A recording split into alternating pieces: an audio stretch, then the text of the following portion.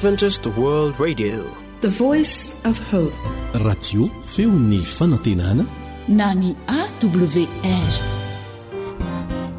Izay manakoaniwa ny radio maneran-tany ilay feony fanantenany tondra tokiazava. Hoy ny tenin'ny Einstein, ilay lehilahy manam-pahaizana malaza be iray hoe mankasitraka ireo rehetra nahay ny teny tsy tamiko aho, satria noho izy ireo no nahafahako namita izany irery. Aza mora-kivy na mialan-daharana raha toa ka tsy manaiky ny hanampy anao ny hafa. Ny ezaka ataonao amin'iny fotoana iny dia hitondra soa anao any aorianany. Hanampy anao anitatra ny fahalalanao zany. Hanampy anao tsy hankin-doha amin'ny hafa foana fa aleo tena. Raiso amin'ny lafitsarany zany, ka jereo izay mety hitondrany izany soa anao. Manam-porofo izany tsara ny tenin'Andriamanitra manao hoe ary fantatsika fa ny zavatra rehetra dia miara-miasa hasoa izay tian'Andriamanitra, dia izay voantso araka ny fikasana rahateo. Romanina 5:9-20. Amen.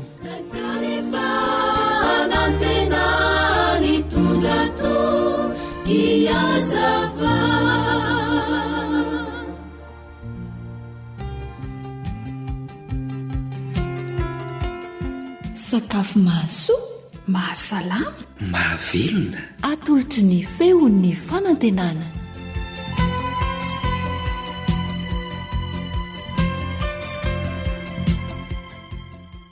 Mankasitraka antsika rehetra tonga amin'ny fotoanany fanomezana amin'ny alalan'izao fandaharana izao indray.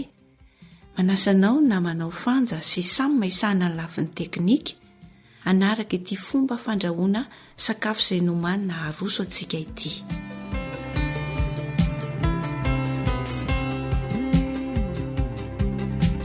Matetika rehefa mahandro tsaramaso isika na mahandro sosety sy ny toy izany, dia mahavantana antsika loatra ny mahandro azy miaraka amin'ny voatabia sy menaka na tsaramaso sy hena ohatra, dia ny sosety ihany koa miaraka amin'ny voanjo na ny toy izany. Fa ity nahandro izay nomanina ao antsika ity kosa dia andendre afangaro ny tsaramaso miaraka amin'ny sosety, ny anamalana, ny anandrano ary ny tomaty. Aloha averina kely ny zavatra ilaina. Mila tsaramaso maina zany sika ray kapoaka, sosety anankiroa, tomaty na voatabia anankiroa, anamalana anandrano ray feny eo, dia mila menaka isika, sira, dipoavatra na ireny hanitra izay tiantsika hatsara ny sakafo ireny. Tsaramaso ray kapoaka, sosety anankiroa, tomaty anankiroa, anamalana anandrano eo amin'ny ray feny eo na ray tanana, menaka ray sotro ary hanitra fanao amin'ny sakafo sy sira arak'izay itiavantsika azy.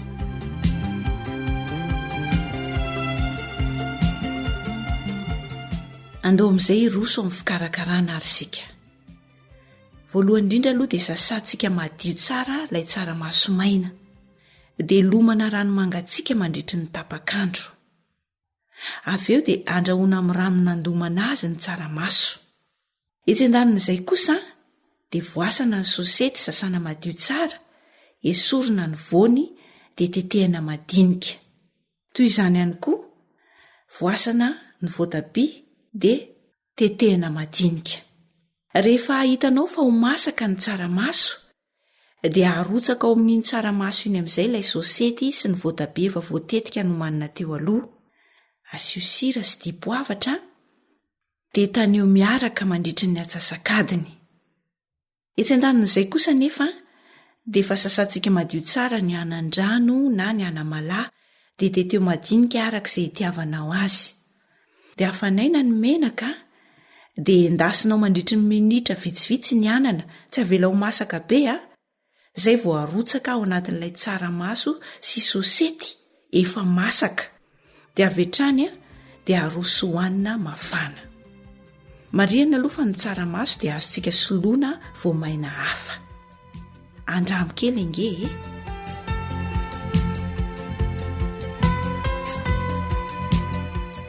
Aloaloha averina ny fomba fikarakarana azy. Sasana madio tsara ny tsaramaso maina. Lomana amin'ny rano mangatsiaka mandritry ny tapakandro. Dia avy eo iny rano nandomana azy iny ihany no andrahoana n'ilay tsaramaso.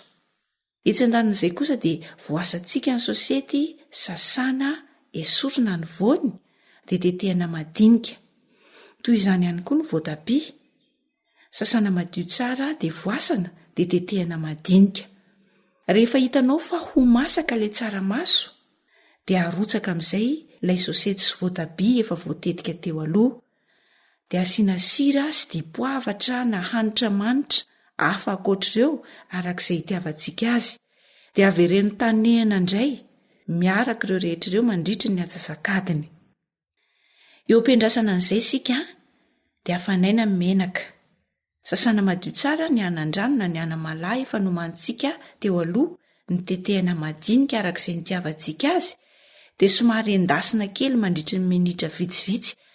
Tsy atao masaka be izany fa somary atao miova loko kely fotsiny. Dia raha vao masaka ilay tsaramaso sy sosety dia arotsaka ao ilay anandrano na ny anamalahy dia aroso hoanina mafana. Andramo ane dia hitanao fa tena matsiro tokoa ity nahandro ity e. Dia mahazo tondray ary mikarakara.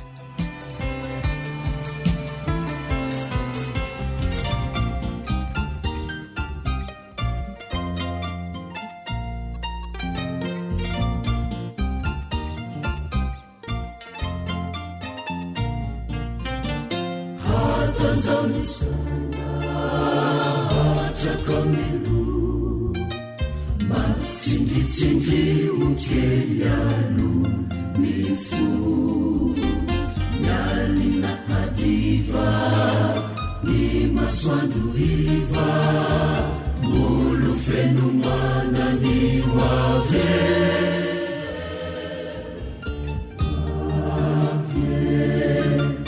hoavitsy hoelintsony aza mamoly foleretsy fa ny ratsy olasana hoavylay tsy maloleretsy ka hilaosy ny fasana satana mandrovitsy veretsy no ekena ho namana aleo izy ankavileretsy fa isika ankavanana.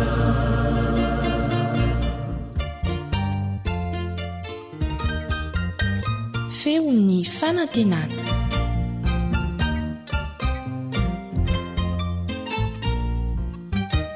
Voaziny matory tamimbaky fo, ilazalazao fa hoavilay tsy to, hoavitsy hoela hakireo tavela mitahiry solika fidaza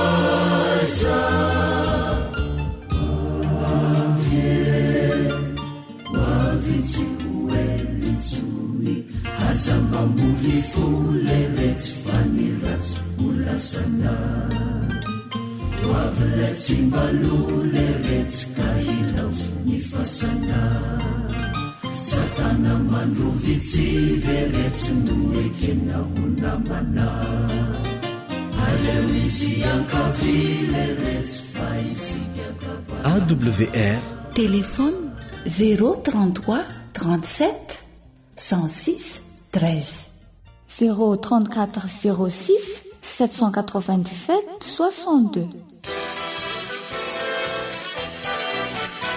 AWR manolotra ho anao feo ny fanantenana.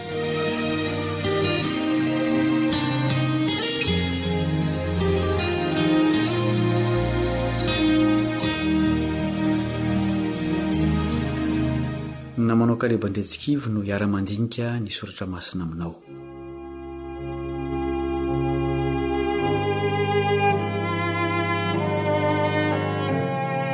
Tsy tapaka olo malazy ty planeta misy atsika ity na tamin'ny taloana amin'izao andro moderina izao nitondra fanavaozana, nanova fomba fijery, fomba fiasa, nanamarika ny tantarany tany ireny lehilahy sy vehivavy malaza ireny.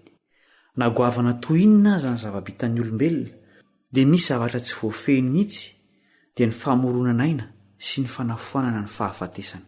Lehilahy iray ihany nanana fahefana tamin'izany teo amin'ny tantarany tany, Jesosy Kristy no anarany. Tsy tsarovana fotsiny toy ny anaran'olona malaza hafa ny anarany fa toa mbola miara-monina amintsika ihany izy, na dia efa 2000 taona aza no ny akarany ho any an-danitra. Hita ao amin'ny Baiboly sy ny boky hafa fa tena manam-pahefana amin'ny fiainana sy ny fahafatesana tokoa ity lehilahy tsotra ary nataony maro tsinotsinona ity. Mbola manana tompontsony azo fiainana avy aminy ve isika ankehitriny? Ho tadiavintsika avy eo amin'ny soratra masina ny valin'izany fanontaniana izany. Hivavaka isika.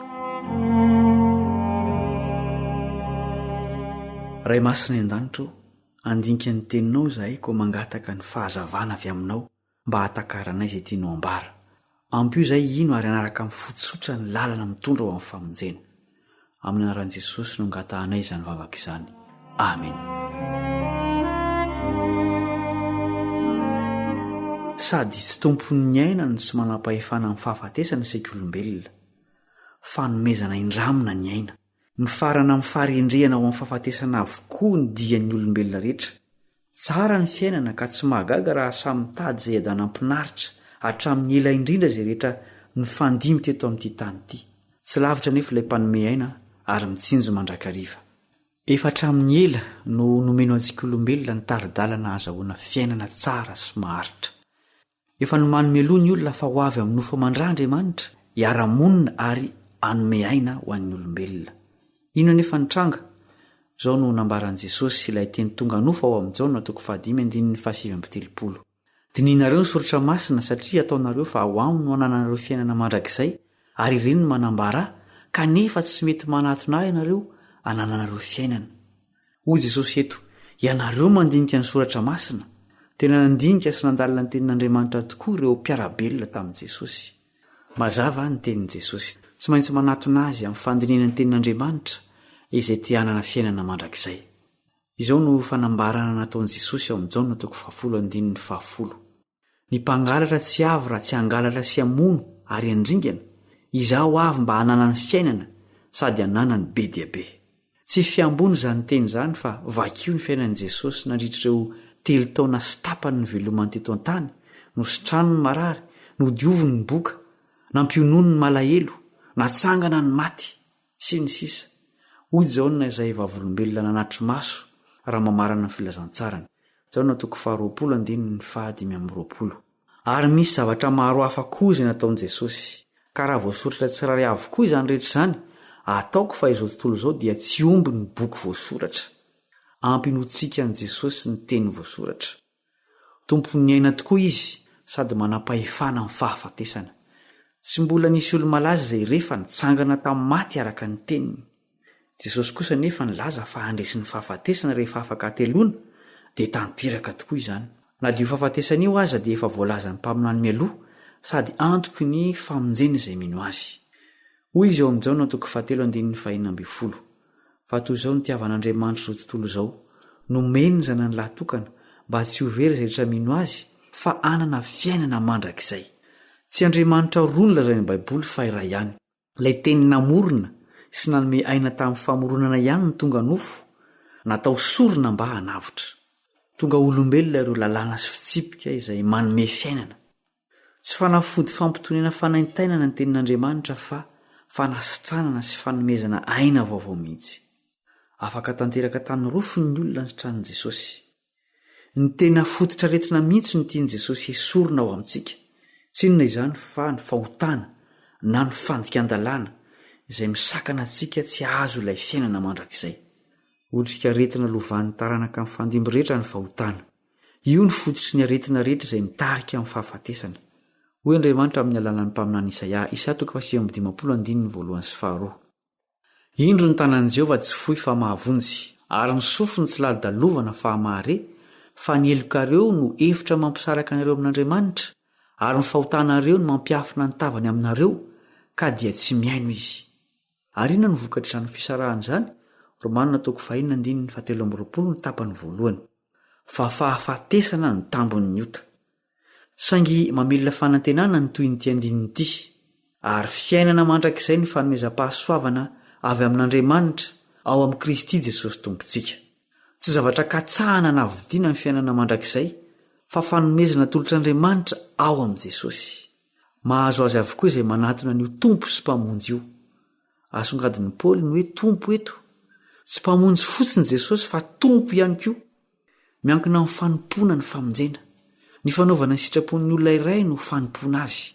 Nampitandran'ireo mpanaraka azy manantena famonjena avy aminy Jesosy. Izao ny lazaina amin'ny Mateo 7:1-7.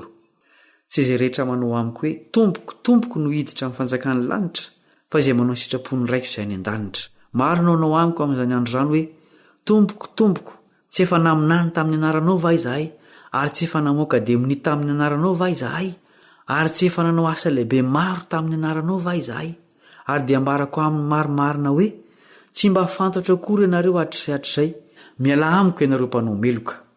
Araka izany tena zava-dehibe ny mamantatra ny tena sitrapon'Andriamanitra mba tsy havoafitaka. Mampalahelo izany hoe mba nanantena andova fiainana mandrakizay nefa tsy mendrika fa fahafatesana mandrakizay no anjara. Ny sitrapon'Andriamanitra dia ny andehanan'ny olombelona mahitsy eo anatrehany sy hifadian'ny ratsy. Hoy Andriamanitra amin'ny alalan'ny mpanao Salamo 4:2-20. Na iza ianao maniry fiainana ka ty andro maro ahitana soa, dia arovo ny lelanao amin'ny ratsy ary ny molotrao tsy hiteny fitaka. Alaviro ny ratsy ka manaova soa, mitadiava fihavanana ka harao izany. Ny mason'i Jehovah mitsinjo ny marina ary ny sofiny miain'ny fitarainany. Nomen'Andriamanitra ho antsika olombelona tamin'ny alalan'ny vahoaka vitsiray ny zanak'Israely ireo didy tsy fitsipika mandrakizay izay mahavelona. Nataon'Andriamanitra tonga olombelona mananofo mandra ireny teniny ireny mba azahoantsika mandray azy amin'ny fomba tsotra. Manjary marina sady mahazo fiainana izay tonga ao amin'i Kristy, satria izy no ilay hany marina sy fampihavanana ny mpanota amin'Andriamanitra. Ampahany kely amin'izay mbola kasain'Andriamanitra omena izay manompo azy ao amin'i Jesosy ny fiainana mandalo ety an-tany. Tsy fiainana mandalo be fahoriana intsony izany fa feno fahasambarana sy fiadanana mandrakizay. Mbola sy tonga teto an-tany akory Jesosy dia fanambaran'Andriamanitra tamin'ny alalan'ny mpaminaniny amin'izany. Izao no voalaza ao amin'ny Isaia 40:7. Ho velona indray ny olonao izay efa maty, ny fatin'ny oloko hitsangana, koa mifoaza sy mioby ianareo izay mandry eo amin'ny vovoka, fa ny andonao dia tahaka ny andon'ny fahazavana, ary ny tany hiteraka ny maty. Ho tanteraka amin'ny fiverenan'i Jesosy eny amin'ny raon'ny lanitra izany tenin'Andriamanitra izany. Hoy Jesosy raha manambara sady ny zavatra ho avy amin'ny fiverenany. Fa izao ny sitrapony raiko dia ny azahoany izay rehetra mijery ny zanaka kamino fiainana mandrakizay, ary izao anangana azy amin'ny andro farany. Efa nitombotra izany andro izany. Eo anoloantsika ny fiainana sy ny fahafatesana. Manasa antsika hifidy ny fiainan'Andriamanitra. Amin'ny finoana sy ny fanomponan'i Jesosy ihany no azahoana izany. Hivavaka isika. Ray masina ny an-danitro, teny fiainana tokoa ny teninao koa mankasitraka anao izahay. Isaoranay koa ianao satria nataonao olombelona tahaka anay ilay teny manome fiainana. Ampitombo ny finoanay azy ary atoroy anay sitrapony mba ho tanterahanay. Miverena Jesosy eo fa efa te azo ilay fiainana mandrakizay feno fiadanana izahay. Amin'ny anaranao no anandratanay izany vavaka izany. Amen.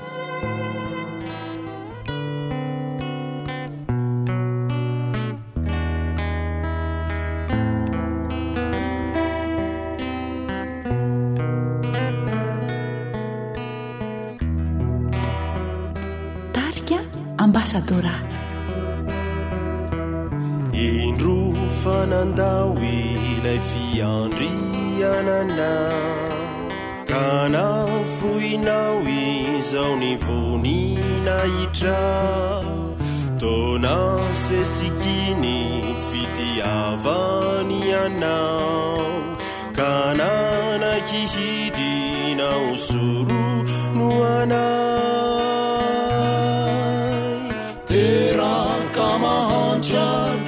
Trano nombianao nefa zanak'Andriamanitra, tsy namparosona tao antrano lapaso izay zanakiny ratsito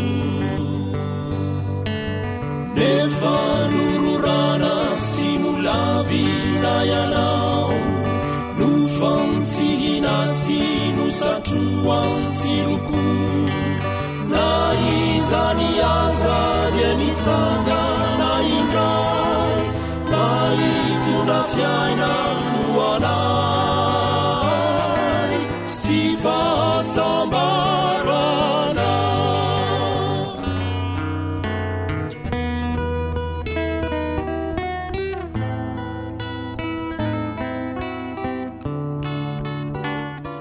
AWR boîte postale 700 Antananarivo 100.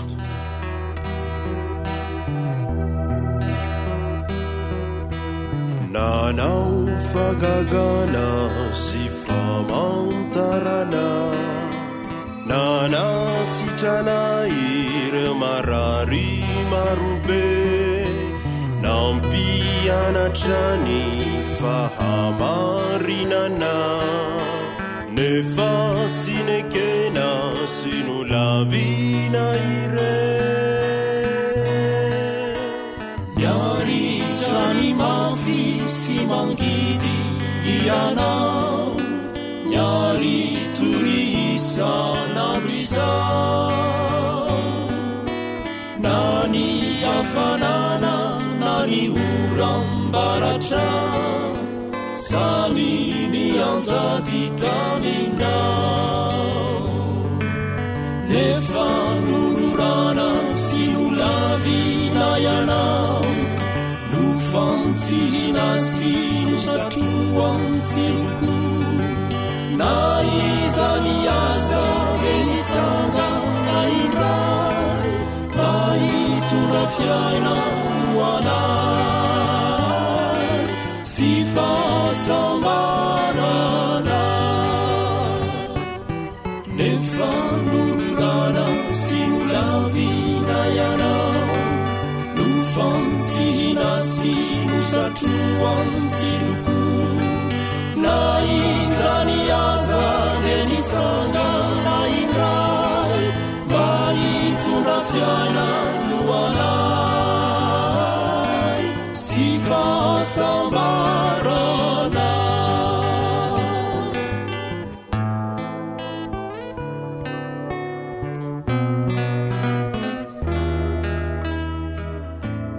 You are listening to Adventist World Radio, the voice of hope.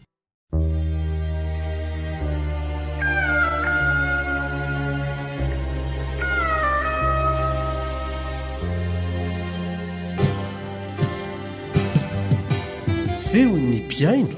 Feon'ny piaino.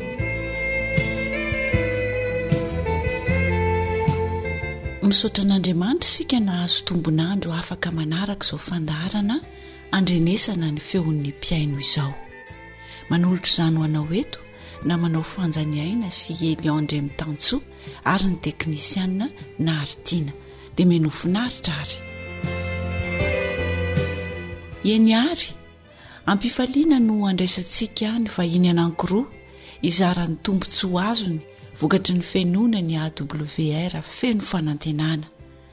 Tsy ampiandrelanao zahay fa ndeha ho arahantsika vetrany ary aloha ny vahiny voalohany avy any amin'iny faritra Antsirabe iny izara izany. Ankafizo ary. Miaraba ny AWR piaino rehetra amin'ny AWR. Ny anarako moa dia Julien monina any amin'ny Antsirabe 2 zany zany hoe commune Antanambao zany. Fokotany maromaro misy fa ny fokotany misy anay zany dia fokotany Ambomandroso zany. Rehefa neno ny AWR zany zany hoe namadimadika radio zany ny fiaino an'io radio io niaino zany isaky ny tonga ny ora izay andehanan'ny radio zany dia anatina radio zany. Dia resy lahatra tamin'ny fampianarana ny AWR zany ny tenako.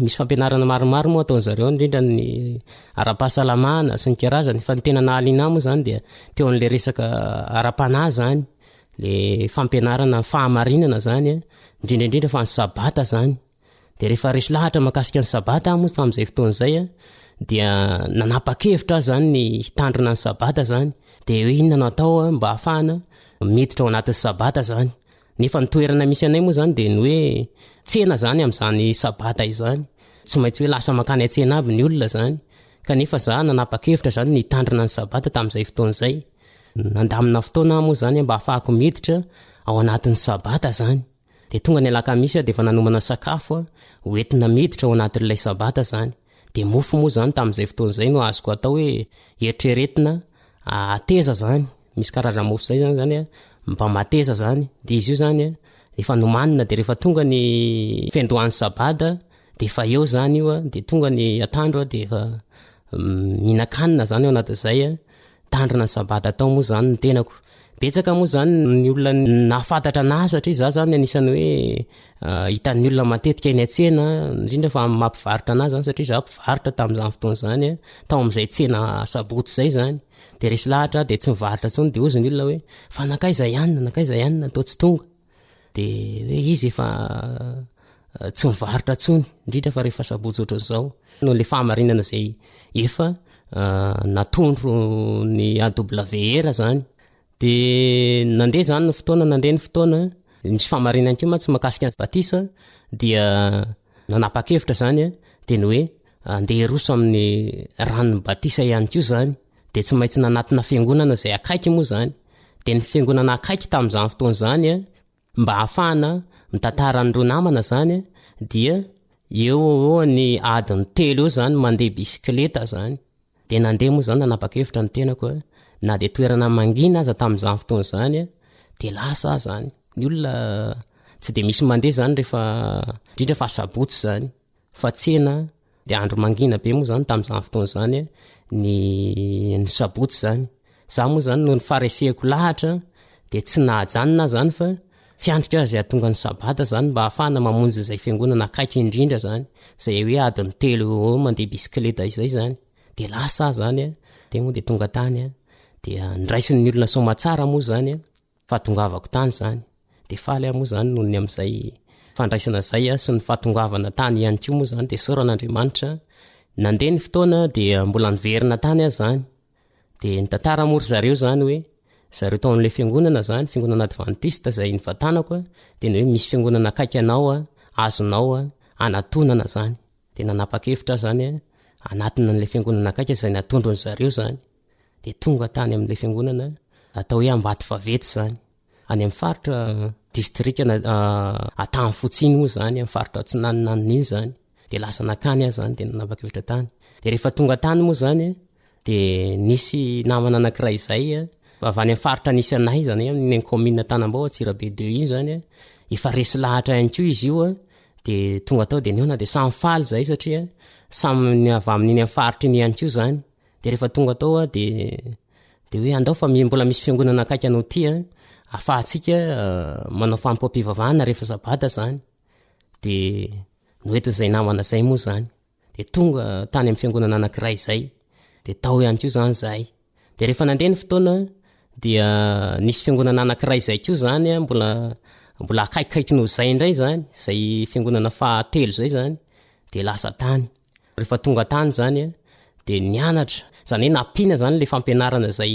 heno tamin'ny AWR zany dia nroso tamin'ny alalan'ny batisa zany vita batisa moa akony zany tamin'ny 9 Jolay 2015 zany de rehefa vita batisa moa zany de lasa akaikikaiky any fiangonana zany satria efa vita batisa tao zany nefa naheno ny fampianarana de tsy tafajanona tamin'izay zany fa tsy andrika zany ny afahana amin'ny fampizara amin'ny hafa ihany koa zany ny famarina zay efa azoko zany de tapa-kevitra ny anambara izany amin'ny hafa indrindrandrindra moa fa amin'izao AWR zay henonareo izao de soran'Andriamanitra satria mbola afaka manambara an'izany aminareo mpiain'ny AWR rehetra nafinaritra moa zany zay tsy andrika mihitsy ihany koa rehefa vita batisa de ny hoe ny afahana mitoro ny filazantsara zany de anisany hoe toerana midadasika tokoa le commune Antanambao iny Atsirabe 2 iny zany de nanao fomba zany zay afahana mampita le fahamarinana zany de nitetitety toko atrano moa zany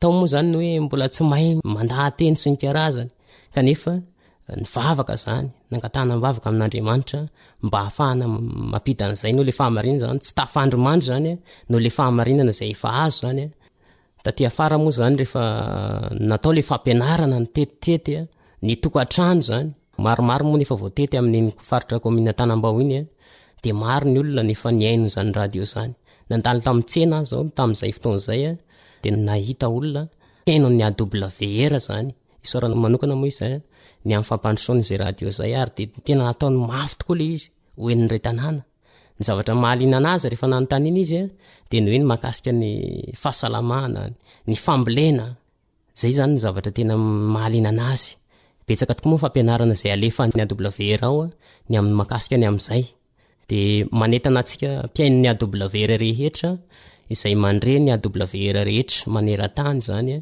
raha misy ny toerana ohatran'ny nakon'izay hoe toerana sarotra zany satria raha ny toerana nisy anay tokoa de toerana any ambany zany toerana ambany be zany zany hoe tendrombohitra manodidina de ao anaty losaha ao zany zahay de zavatra nagaga tamin'ity radio ty mantsy zany de ny hoe toerana ambany de ambany zany tsy de misy radio tafiditra any zany fa tonga tao le izy zany ary zay nagaga ny olona de za moa zany rehefa manafatra ny olona menoana ny AWR de gaga le olona hoe ahoana ny azahoan'izany radio zany aty amin'ny faritra zany fa isaoran'Andriamanitra fa tafiditra tao zany le radio ary tena fihetsoana na manokana moa zany tamin'ny AWR io zany ny tenako tamin'izay fotoan'izay fa raha ny toerana de tena mahagaga tokoa zany de manetana atsika zany fa mety misy olona any amin'ny toerana zay tena hoe alavitra ny fiangonana adventista zany izay mety mbola tsy nandre mihitsy ny fampianaran'ny AWR ihany zany kanefa mety efa mahazo any ny radio zany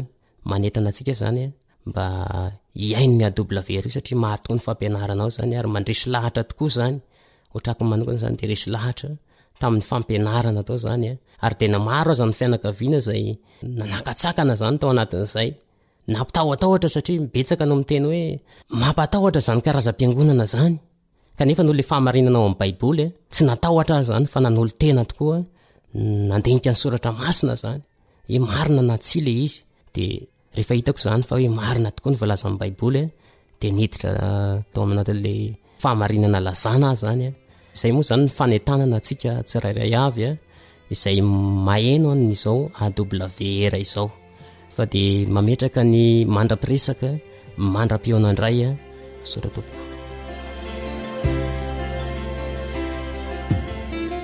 de misaotranao indrindra Julien ny zara izany fijoroana vavolombelona izany ampahirezana ny mpiaino atsika de hita sy hiaro atsika rehetra ny layray izay hivavahantsika ao an-danitra ao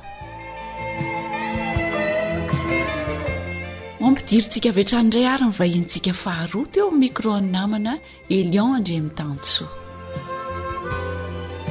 le misaotra an'Andriamanitra isika fa tafahoana indray ao anatin'ity fandarana feon'ny mpiaino ity dia faly miarabantsika rehetra amin'ity anio ity dia manana vahiny ny feon'ny fanantenana ny radio adventista iraisam-pirenena namana avy any amin'iny faritra feno rivobe iny azo nasaina fe ny anaran'se ny toerana misy an'se Andriamahery Manjato Eli Frédéric mivavaka ao amin'ny fiangonana adventiste Atanety-be district Fianarivobe.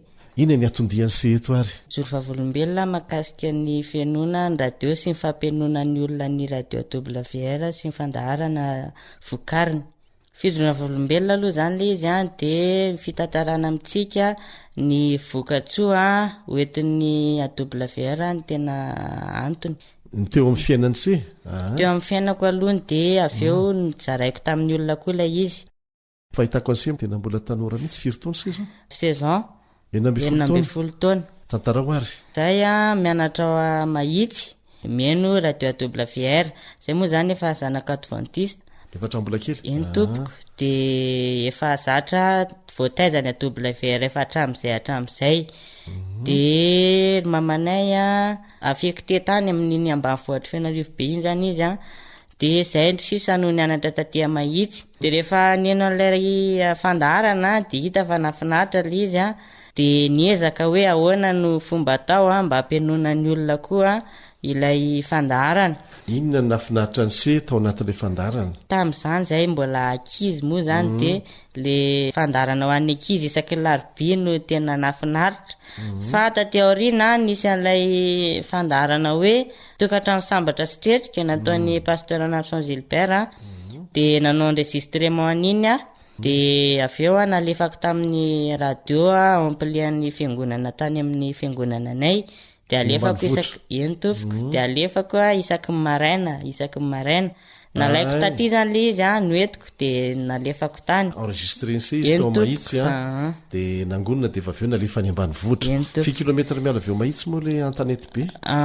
Eo amin'ny 100 mahery 120 na lavitra tena lavitra. Alefa ny taxi blosy zany? Ie, mandeha taxi blosy. De nandray se makany an-tanana manao vacances de zay no nitondrako an'ilay izy tany.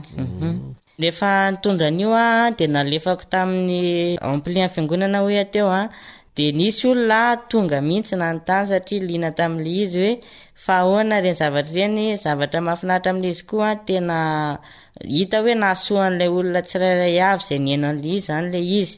Satria torohevitra be da be ny tao mahakasika ny hoe fanambadiana ny rehetrarehetra hoe fanaraka amin'ny sitrapon'Andriamanitra ve ny zavatra ataon'ireto mpivady reto sa ahoana, de zavatra be da be tena nafinaritra ilay izy.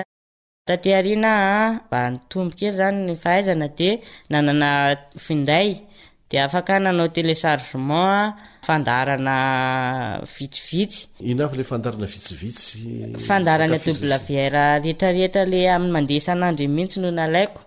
Téléchargeko tao anaty Facebook de nampianoko an'ilay olona le izy de za taty mahitsy mety eo amin'ny 5 jours ve sa 6 jours teo ihany no pré tamin'le izy de zay ihany ny azoko nalaina tamin'izay fotoan'izay de tonga tany tsy afaka andeha drony satria tsisy réseau afaka anaovana an'izay tany fa taty mahitsy ihany no afaka nanao an'ilay izy.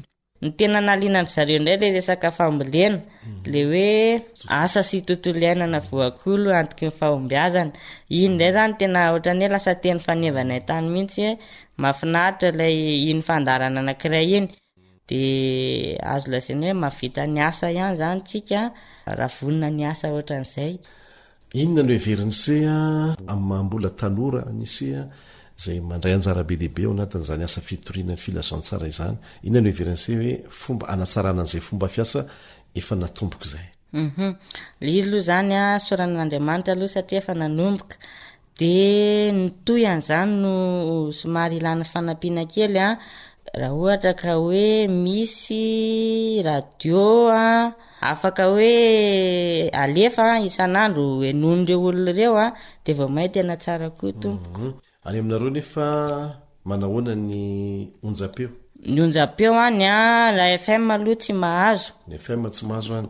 Ohatra hoe akoatra ny FM zany ny ondiny de mety possible ihany mandeha tsara le ovaovaina matetika ireny onde courte. Zay zany aloha zao ny hitako solution akoatra ny le enregistrement.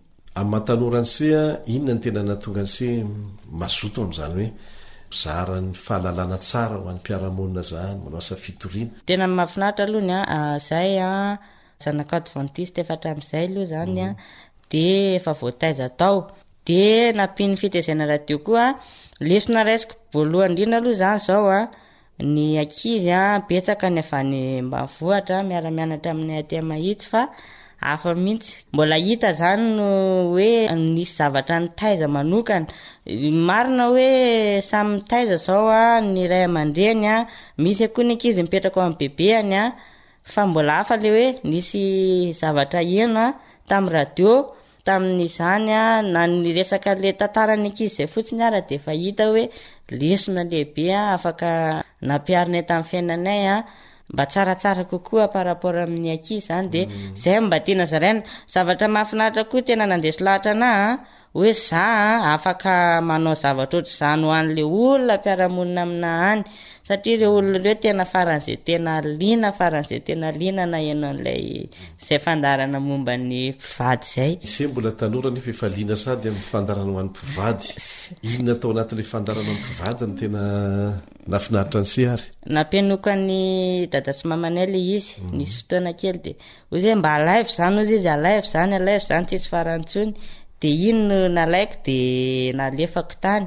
tsy de tena hoe liana tamin'izany fa nafinaritra ny ray aman-dreniko le izy de to de nanao zezaka rehetra nazahoana le izy de azoko le izy a de nampianona le olona koa vao may koa le olona liana tamin'le izy misy lesona raisiny se tamin'ny fianonan'ny fandarany AWR hoy se tamin'ny fahazazana de nitaizany sely izy rehefa nitombo niditra tamin'ny fahatanorana afaka mijoro vavolombelona ve se ohatra hoe fandarana to inona no nanjary nyainana teo amin'ny fiainana nampiavaka ny sea tamin'ny tanora hafa rehefa nisaraka tamin'ny ray aman-dreny avy any an-tanety be ny ray aman-dreny lasa ny an-tanety be se atia mahitsy nisy tantara anankiray zay tsy mety adiniko mihitsy le misy vehivavy anankiray nianatra taty Antananarivo de tonga taty izy lasa naditra de nitady anazy le dadany nandefa taratasy aloha izy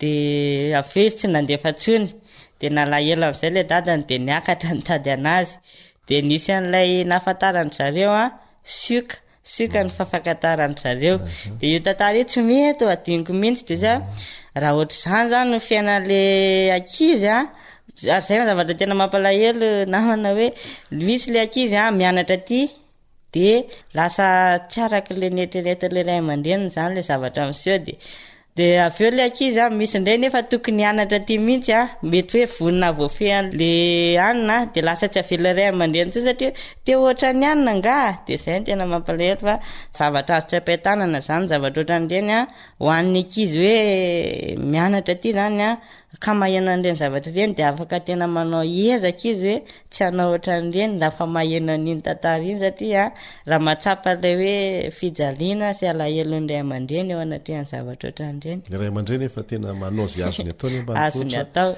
niditra no anarana an'le tanora fo aty andrenivohitra zay nakasy lesona hoe za tsy hanao zany zay no tena nangalana lesona amin'le hoe mampianatra aty zany tena afatrafatra ary tia ny se apetraka amin'ny mpiainontsika tanora tahaka ny se indrindrandrindra zavatra apetraka amin'ny tanora alohany de apetraka amin'ny lehibe koa tsara le izy afaka manao ezaka tsika hoe tena hiaino an'le izy satria maraina le izy de efa mandeha de zavatra teneniko atsika koa zay tsika manana tombotsoa afaka maheno de tokony hiaino tena hiaino satria ohatran'ny olona any aminay zao tena liana nge izy fa zavatra tenenantsika zany hoe raha mbola misy fahafahana hoe afaka hiaino an'ity radio ty na hoe tsika ato ary na le olona ny ivelany ka maheno an'izao teniko zao de mba miezaka tsika mba hiaino an'ilay radio satria zavatra be da be ndraisitsika ao anatin'ilay izy marina hoe tsy any ambanivohitra tsika de mety hoe tsy de mahaliana tsika ny resaka fambolena fa misy zavatra be da be ilaina ao anatin'ilay fandaharana mba misy hira tiany sy angatana ve ho an'ny mpiaino any an-tanety be ary mpiaino rehetra moa zany satria ny an-tanety be tsy mare indraindray sasany zany tsy mare ny angatana zao de le hira raha mbola veliny tena tian'le olona de misaotra ny Elia nanaiko vahin'ny radio adventiste maneran-tany ny feo fanantenana teto manao mandra-peona vetivety indray atreto koa ny fandaharana feon'ny mpiaino tamin'ity androany ity antenaina fa nampahery atsika nandraisantsika lesona izay rehetra norenesintsika teto dia manentana antsika trany raha misy fijoroana vavolombelona izay tiantsika hozaraina ho an'ny namantsika izay manaraka ity fandaharany AWR feno fanantenana ity entaniny ianao mba hizara izany fa vonina andrainao an-trany ny ekipa feno fanantenana andriamanitra ne hitany fiainantsika tsirairay avy saotra ny teknisianina naharitina ihany koa isika nampifandray antsika tamin'ny alalan'ny vata maharobokitra samia ary hotahin'andriamanitra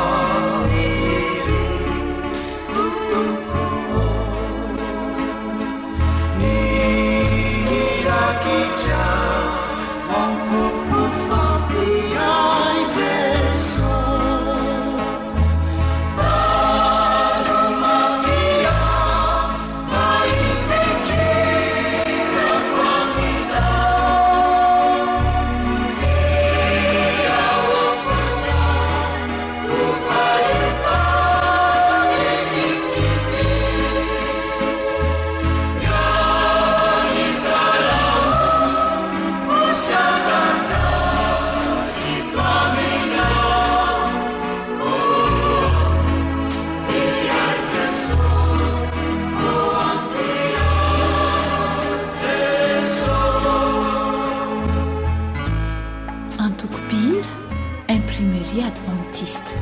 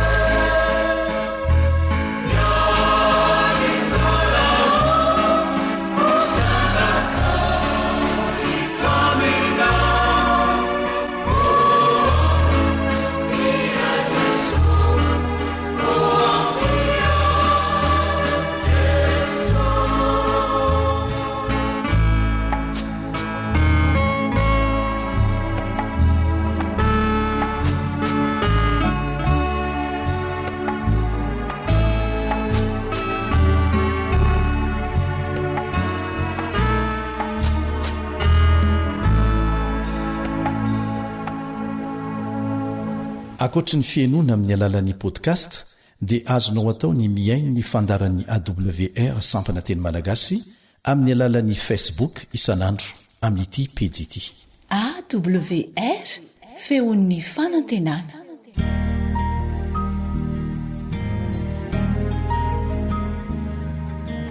Faneteninao no fahamarinana. Taridalana manokana fianarana baiboly avoaka ny fiangonana advantista maneran-tany. Iarahanao amin'ny radio feon'ny fanantenana. Faly miarabanao mpanaraka ny feon'ny fanantenana indray amin'ity anio ity ny fiatanan'i Jesosy Kristy tompany ho aminao. Mbola ao anatin'ilay loha hevitra hoe mandresy Jesosy, resy Satana. Izay ny loha hevitra ifantohana fianarantsika ary ny toko sy andininy fototra dia hitantsika amin'ny apokalipsy toko 2:20 andininy 7:20 izay manao hoe dia tezitra tamin'ilay vehivavy ny dragona ka lasa nandeha hiady tamin'ny zanany sisa izay mitandrina ny didin'Andriamanitra sy mitana ny filazanan'i Jesosy. Koa mialohany hidirantsika ao amin'ilay tena fianarana ary dia mba nasanao aloha ao hivavaka. Rainay izay ny an-danitra handinika ny teninao izahay, koa mangataka ny fanainao izahay mba hitarika anay sy hanazava ny teninao aminay amin'ny anaran'i Jesosy. Amen.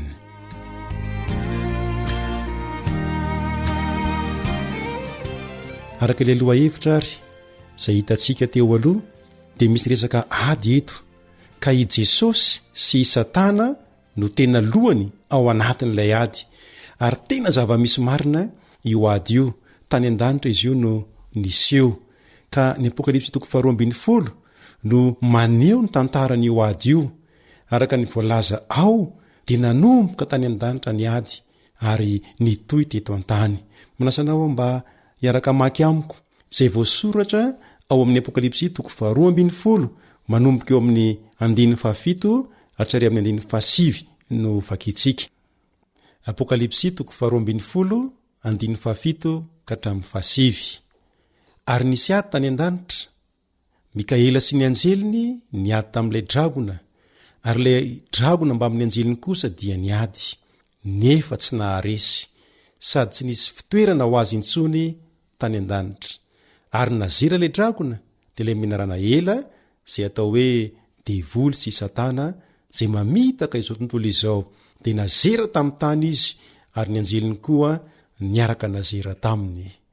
Araka izany andininy izany dia tena zava-nisy tokoa ny ady teo amin'i Jesosy na ilay Mikaela sy satana na ilay dragona. Raha ny marina nefa dia tsy niady irery izy roa ireo, fa nisy anjely ny andany tamin'izy ireo, na i Jesosy na i satana dia samy nisy anjely ny andany taminy avokoa.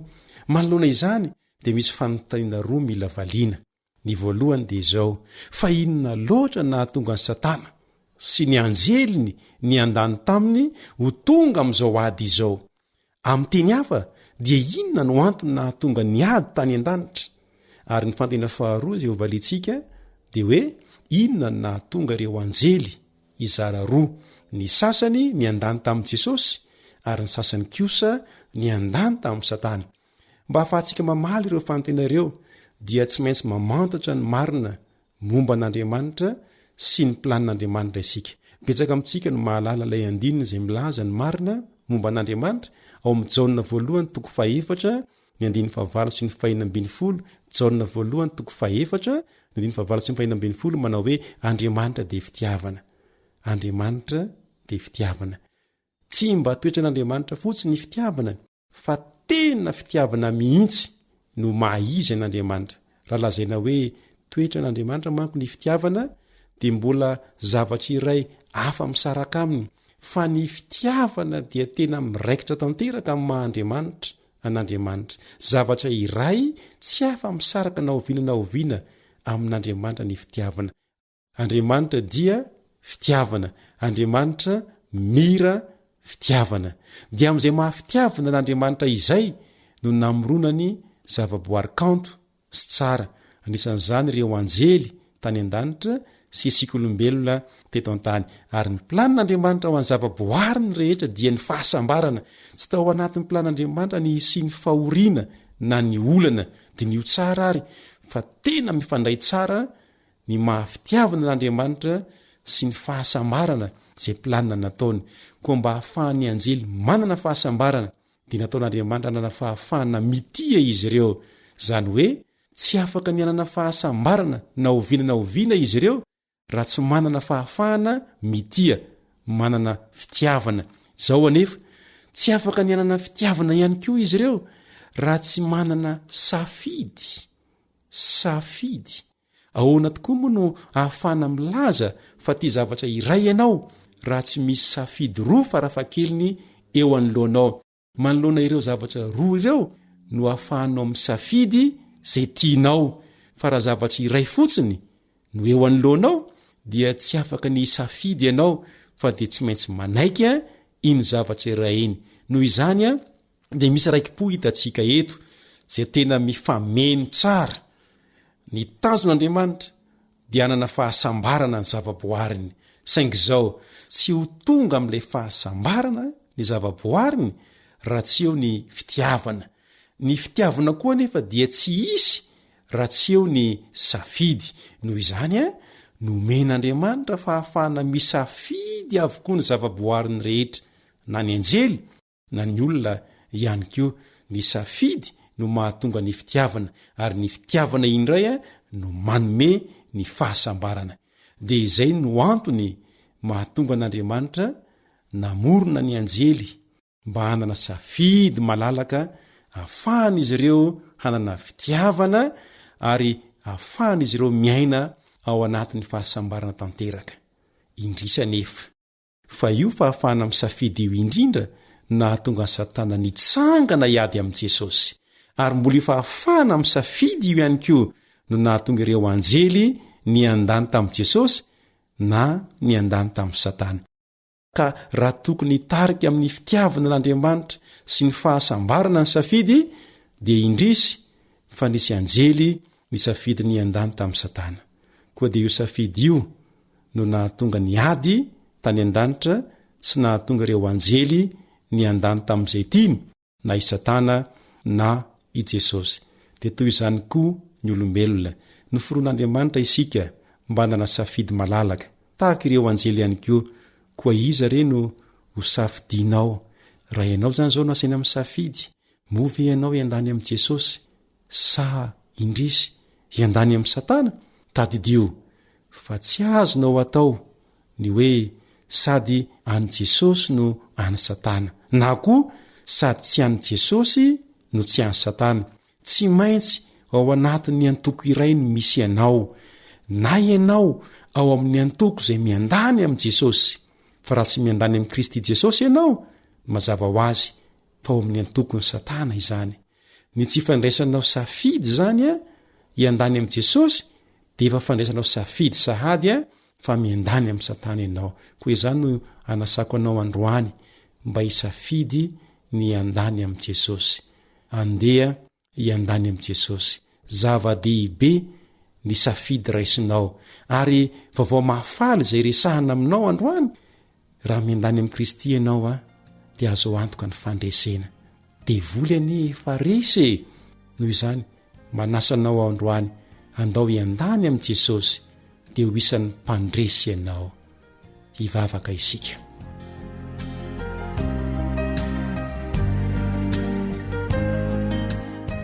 rainay masino misotranao izahay noho ny namoronanao anay mba hanana fahafahana amin'ny safidy hanana fitiavana ary hanana fahasambarana misotra ihany koa noho ny teninao izay maneho aminay fa mandresy jesosy ary resy satana androany ary misafidy ny andany amin'i jesosy izahay ka mangataka ny hery avy aminao hiazona anay ao anatin'izany safidy tsara izany tehiriza ao anatin'izany safidy izany izahay amin'ny anaran'i jesosy amen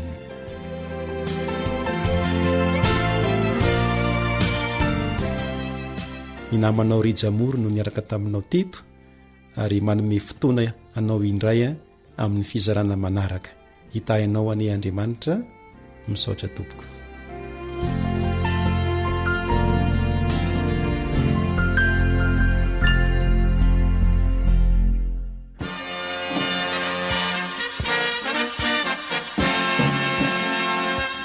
Adventist World Radio, The Voice of Hope. Radio feony fanantenana. Ny farana treto ny fanarahanao ny fandaharan'ny radio feo fanantenana na ny AWR amin'ny teny malagasy. Azonao atao ny mamerina miaino sy maka maimaimpoana ny fandaharana vokarinay amin'ny teny pirenena mihoatriny 100 amin'ny fotoana rehetra. Raisoaryn'ny adresy ahafahanao manao izany: awr.org na feofanantenana.org.